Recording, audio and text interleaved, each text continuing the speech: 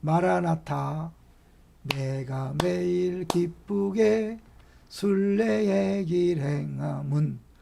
오늘도 주님의 팔이 함께 하심으로 요구가 아니라 감사함으로 순례의 길 잘 걸어가고 계셨지요? 쉽지 않아요. 그게 오직 영적 전투라고 했잖아요.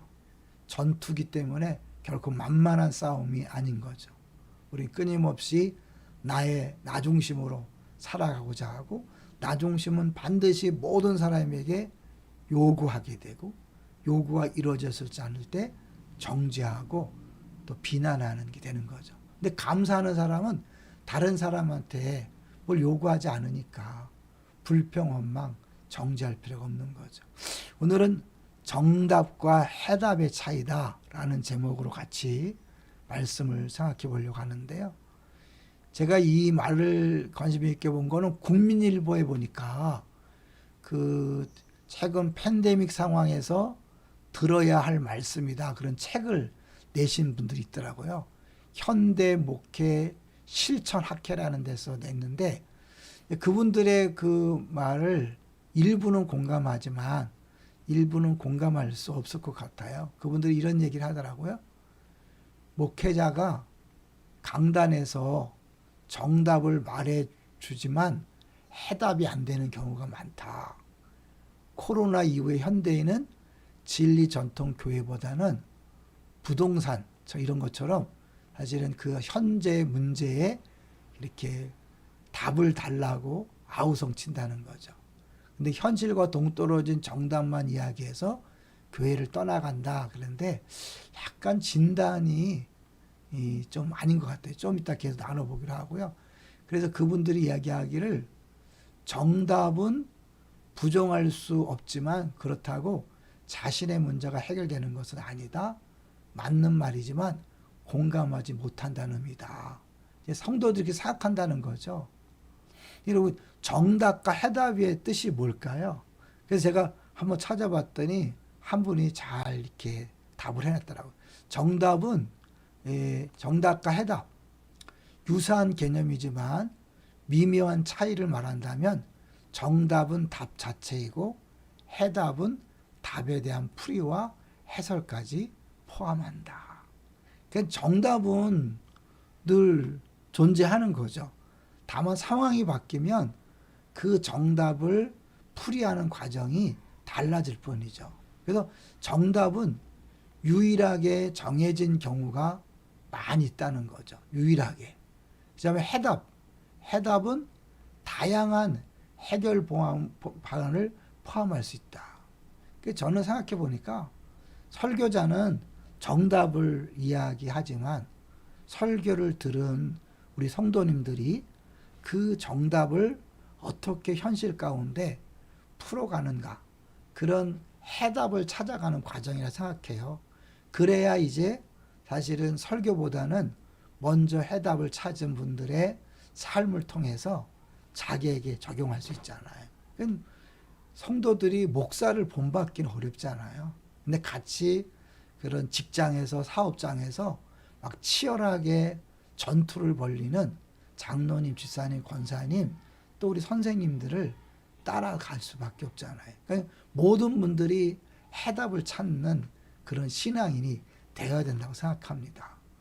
이제 우리 교육은 결국 정답보다는 해답을 추구해야 되는데, 아시겠지만 한국은 정답 위주의 교육을 하잖아요.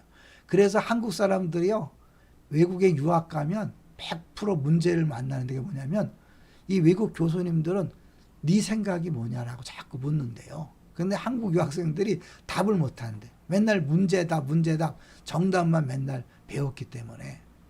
근데 이제 진짜 교육은 정답을 고르기보다 해답을 모색하게 하는 교육 패러다임의 변화가 필요하다. 설교는 하나님 말씀을 통해서 정답을 제공하고, 그거를 일선 삶의 현장에서 수많은 성도들이 각자의 그런 신앙적인 싸움을 통해서 해답을 찾아가는 게 맞지 않나 생각이 들어요.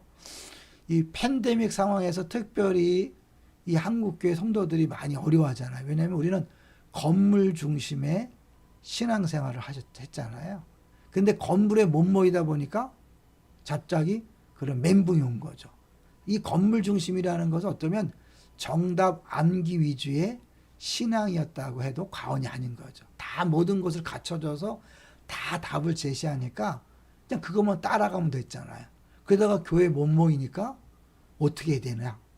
근데 원래부터 정답은 그게 아니었잖아요. 우리가 신령과 진정으로 예배하는 자를 찾는다고 했기 때문에 엄밀하면 교회에서나 교회 못 오거나 어디에서나 신령과 진정으로 제사를 드리는 것, 그것이 원래부터 있었던 정답이잖아요. 근데 이 상황이 좀 바뀌면서 멘붕이 오고 당황하는 것은 해답을 찾는 신앙생활을 안 했기 때문이다 라고 생각이 들어요. 그러니까 난 아까 말했던 이분들처럼 목사가 뭐 부동산 막 이런 것들처럼 일일이 해답을 주는 것, 그것이 과연 진짜일까라는 생각을 해봐요. 예전에 드라마 미생에는 수많은 이제 재미난 말들이 많았는데 그 중에 이런 말이 있었다고 하죠. 정답은 모르지만 해답을 아는 사람이 있어요. 스스로 이 해답을 찾아가는 삶을 살아갔던 사람들에게 나타나는 결과죠. 어느 간증 방송을 들어보니까 잔소리가 뭐냐, 잔소리. 맞는 말을 기분 나쁘게 하는 거래요. 맞는 말. 그러니까 잔소리는 들었을 때 별로 기분이 안 좋은 거죠. 틀린 말은 아니라는 거죠. 맞는 건데 기분 나쁘게 하는, 공감이 안 되는 거죠. 설교가 잔소리가 되면 안 되겠죠. 들을 때마다 마음에 그냥 또 똑같은 얘기하고 있네라고 한다면 좀 이 조언과 잔소리의 경계를 잘 구분할 필요가 있을 것 같아요. 저도 이제 설교자로서 늘 이제 고민하는 것은 내가 맞는 말을 하는 게 중요한 게 아니라 성도들이 공감할 수 있도록 하고 그들의 마음을 움직여야 되는데 그게 꼭 그들의 상황에 꼭 맞게 다 전할 수는 없잖아요. 왜? 그렇게 수많은 삶 현장이 다른데. 그러니까 분명한 것은 정말 정확하게 복음적인 정답을 성도들한테 말씀드리면 반드시 복음의 능력이 있어서 성도들이 그것을 각자의 삶 현장에서 해답을 찾아갈 수 있다고 생각해요. 우리가 이번에 주일날 기독교는 종교가 아니다라고 그걸 또 한번 얘기했잖아요. 지난주 방송에서 잠깐 얘기했고요. 우리 오간사님이 정리한 내용을 한번 자세히 보면요. 이제 여기 가운데 놓고 볼게요. 불교나 헬라적 이슬람교 다 이제 자력 구원을 얘기하는 거잖아요. 기독교는 믿음으로 구원받았다. 은혜로 구원받았다. 이거는 결과적으로 뭐냐면 나 중심이 아니라 나를 위해 죽으신 예수 그리스도를 중심으로 살아가게 되는 거죠. 주인이 바뀌는 거죠. 주권이 바뀌는 거죠. 그렇기 때문에 기독교에만 사실은 순종이란 개념이 있는 거죠. 다른 종교는 자기 노력으로 구원받기 때문에 굳이 누구에게 감사하고 또 그 누구의 말을 들을 필요가 없지만 우린 내가 아니라 예수 그리스도로 인해서 하나님 사랑으로 구원받았기 때문에 더 이상 내가 사나 죽으나 내가 사는 것이 아니요 내 안에 그리스도가 사는 것이다. 오늘 우리 꼬리 물기 헌성처럼 우리는 다 주의 것인 거죠. 주의 것이기 때문에 내 삶이 아니라 순종하는 삶이 되고 그것이 진정한 신앙생활이고 그럴 때 또 하나님이 능력으로 역사하셔서 기적을 경험하잖아요. 근데 이제 각자 삶 속에서 하나님 말씀에 순종하는 것은 다 다른 상황이잖아요. 각자가 다 다르기 때문에 각자가 다 적용점이 다르고 그걸 해결하는 방법이 다르기 때문에 저는 그 해답은 우리 성도님들이 찾아갈 수 있다고 분명히 믿어요. 왜냐하면 성령님께서 함께 하시잖아요. 제가 이제 꽃사진을 몇 개 나왔는데 이걸 한번 잠깐 보면서 보려고 그래요. 똑같은 꽃인데 아무런 꽃을 찍어도 괜찮아요. 어떤 방법으로 찍느냐가 다른 거죠.